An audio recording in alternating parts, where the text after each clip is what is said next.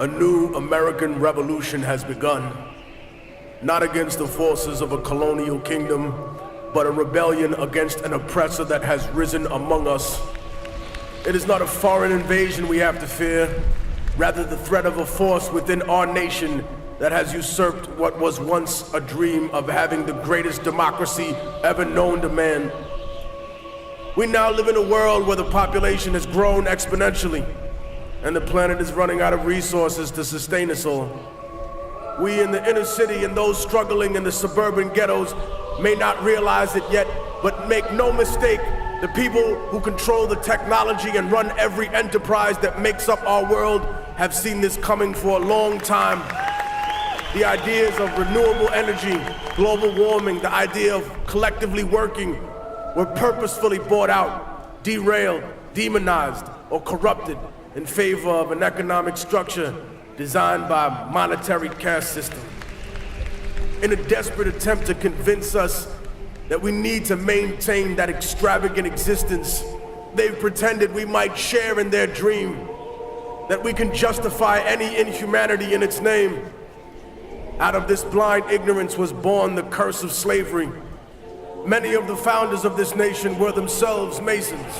That is not a left-wing or right-wing conspiracy theory. It is a widely known and accepted fact.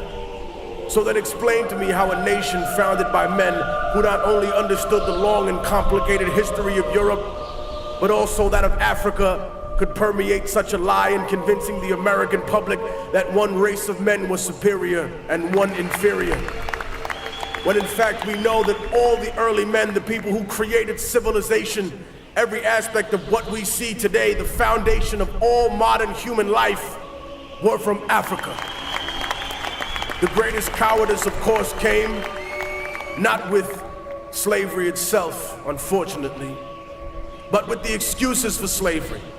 For if America had been as brave as the Roman Empire and all other empires that had come after her, and claimed, no, we were just stronger, and that's why we took you, then when slavery was over, racism would have probably followed in suit. But instead, it was the social lie, the religious lie that was told, that stayed in the minds of people, that separated one human being from another, in order to distract us from the issues of class and freedom. They created issues around religion and race to dominate the world for centuries to come. Some claim that they respect the culture of life in this country. They cry out for the indignity of children that are slaughtered before they are born.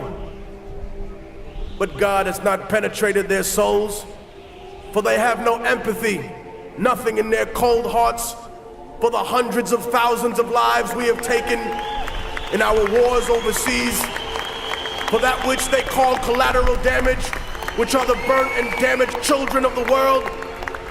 They have no prayers for them, only snide commentary on the internet and laughter in their hearts, and yet you claim to be one with God. We talk about immigration in this country. Might doesn't make right, ladies and gentlemen. It just makes right now. What we are saying to the rest of the world is one day when America grows weak, one day when her legions falter, on a day when her economy crumbles, China, Russia, Europe, whatever power has arisen, all you have to do is come here and conquer us in a few military excursions, and then you too can set up shop here, and in 100 years you can tell every red-blooded American, no, you are an illegal human being. I am the true citizen. I have all the rights. You have no rights. Maybe you forgot how you got this country. Maybe you take for granted the blood, the sweat, the tears that the people who live in practical serfdom shed every day. For we may not run America, but we make America run. We talk about the law, yet how many indignities have been legal in the past? How many treaties with Native American people have we broken? How many international laws have we violated? And speaking of laws, how can a corporation be regulated by a government that is funded and controlled by corporations? How can there be accountability for people who see a profit margin above the lives of Americans, above the lives of human beings in other countries? We have taken the soul out of ourselves and placed them inside machines. My words, of course, will be marginalized, demonized in typical fashion. Anytime you dare to question the power structure, they say you hate America. No, I love this country. I see its beauty every day in its people. And I love it a lot more than those that have abandoned the American worker, that have chose to exploit and try and take away every single benefit that she has. Those that attempt to make excuses for every atrocity committed in the name of supposed freedom.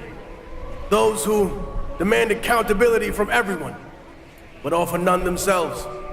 Who favor contracts over lives, who favor invasion and control over organic democracy overseas.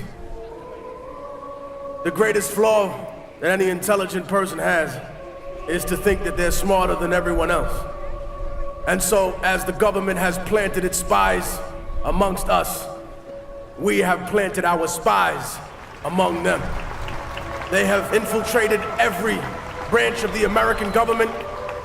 They have retrieved names, data, hard numbers, the paper trail that will expose those that truly control this country, those that control the political parties, those that control the oil industry, the energy, those that stand behind the companies faceless, whose names have never been revealed until today.